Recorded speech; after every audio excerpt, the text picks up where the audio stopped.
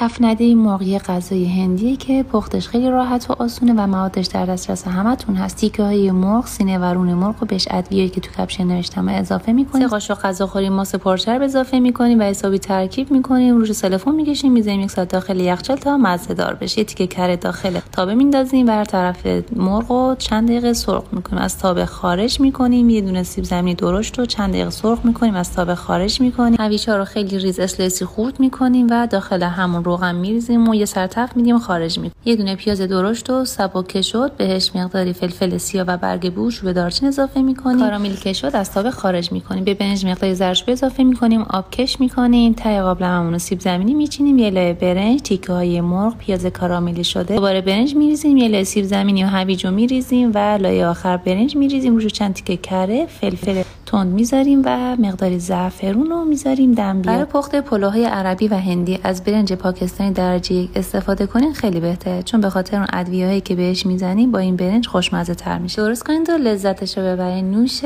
جونتون.